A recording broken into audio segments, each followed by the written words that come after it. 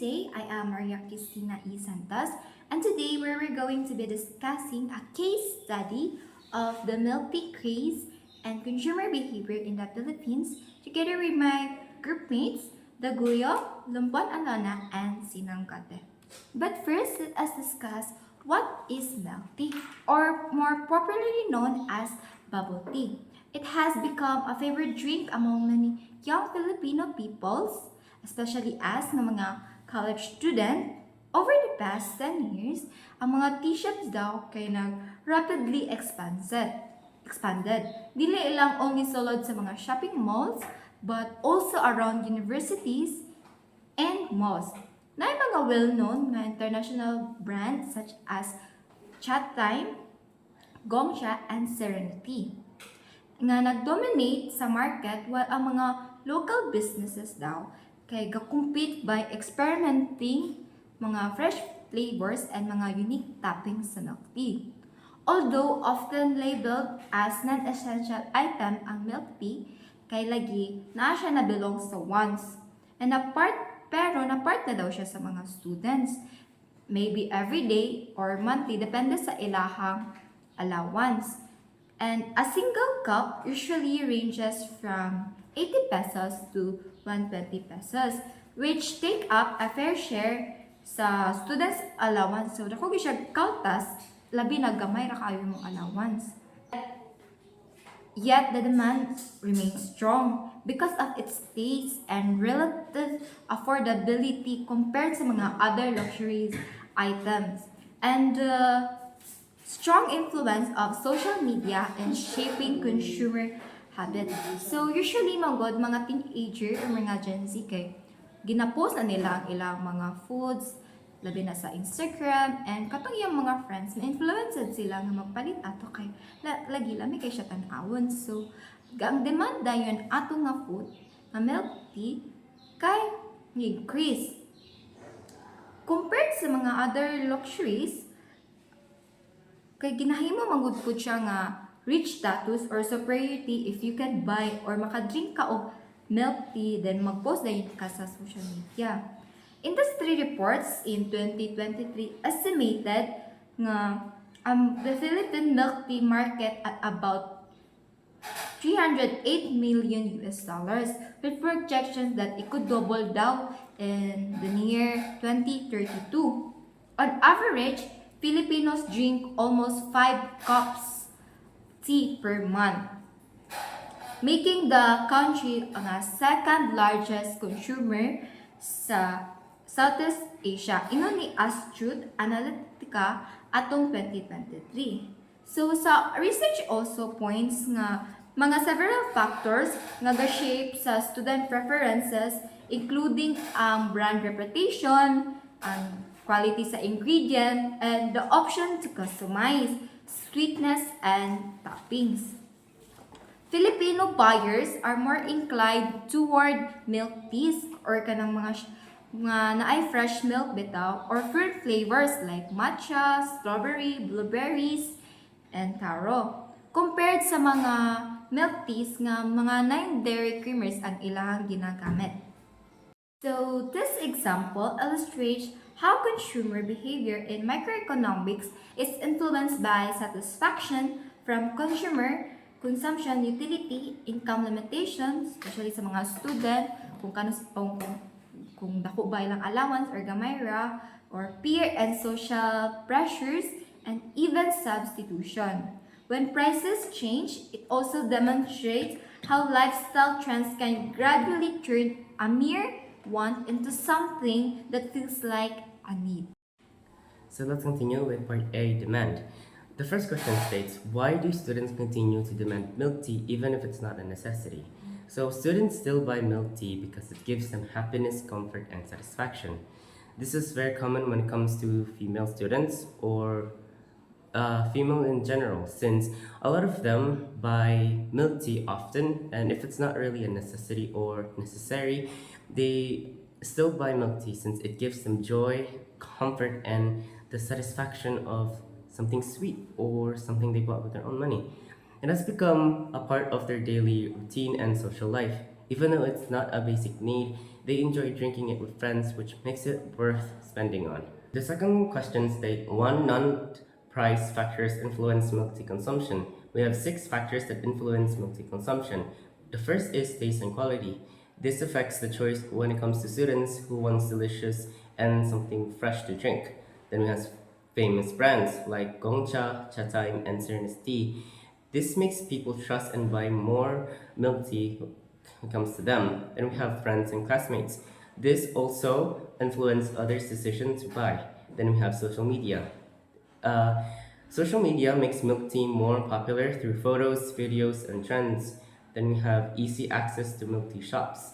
The near schools and malls increase buying.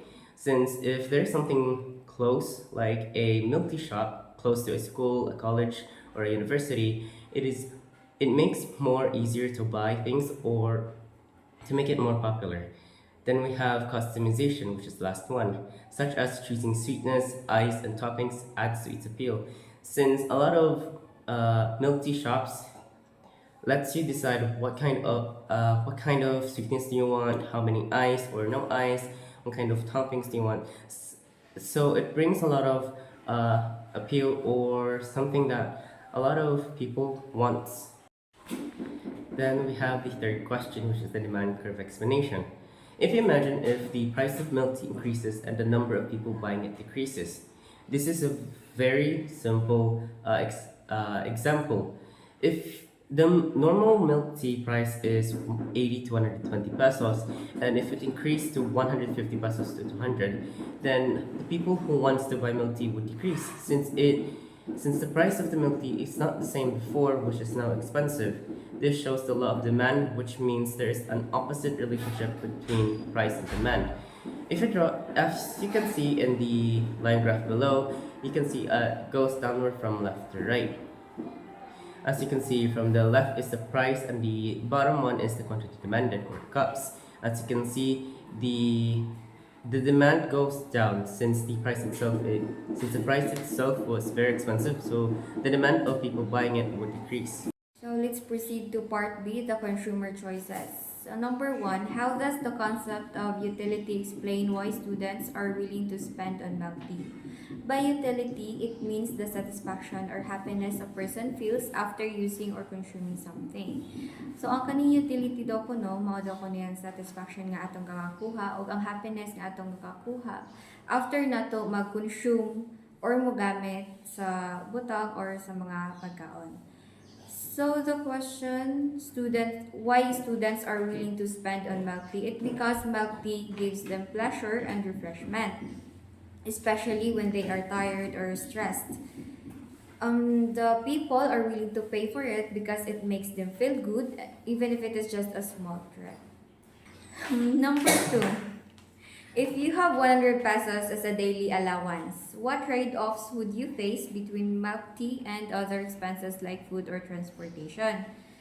So if naa kay 100 pesos, kinanglan nimo mag-choose between the milk tea o sa expenses nimo para sa food o sa imong transportation,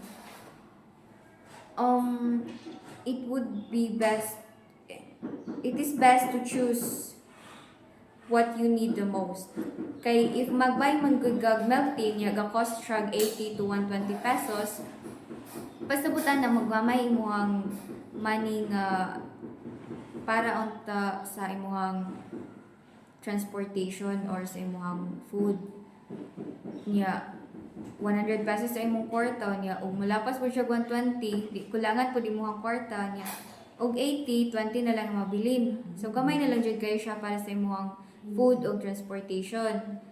And the trade-off is choosing between instant enjoyment from milk tea, ang imong enjoyment nga makuha nimo gikan sa milk tea, o ang imuhang important needs like eating or going home. So let's continue for the part C, which is the critical thinking. So first question, if milk tea prices rise further, what possible substitute might student choose? So since price man sa milk tea is taas jud, so mga student, pwede nila ma-buy ang mga iced coffee, fruit juice, or mga soft drinks nga pwede nila i-substitute nga kanang cheaper but still refreshing. And also, pwede po sila nga maghimo ra sila hang balay to save instead of magpalit sa mga shop. For example, kanang mga milk tea nga tag 120. So, pwede ra ang mga student nga mag-make their own lang sila sa ilahang balay, like kanang mga powdered milk or kanang mga tea bags or kanang nara sa available sa ilahang balay. Next is how the social media affects student consumption of milk tea. So, ang social media is maka-affect jud siya sa student kay maka-attract man gud sila sa mga trends pareha ng mga platforms like kanang mga Facebook, TikToks, and Instagram nga kanabit ang makakita sila mga picture nga murag lami kayo siya tan-awon sa mga reviews or kanang mga promotion nga ginaano po sa mga content creator.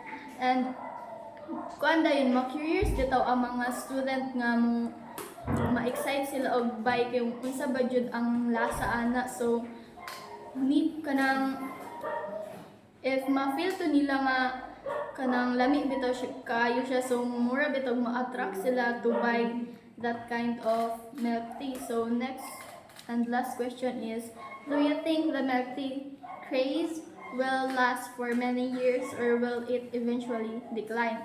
So since ang kanang milk tea craze pwede na siya mag-last for a few more years, but if pwede na po siya ma-fade anytime if ang kanang bitang naana po yung bag-o bitaw nga mag-viral or kanang naana po yung mga new nga mga innovation nga mga products.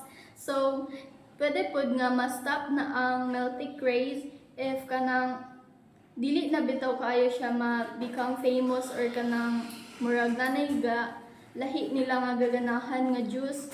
But if ang milk tea shop is mag-keep bitaw siya innovation, like pwede nila butangan og kanang mga toppings ang top or something baka nga na sila i-add bitaw nga flavor or kanang mga healthy nga version. So pwede pod ang kanang milk tea craze is magstay longer. And that's all.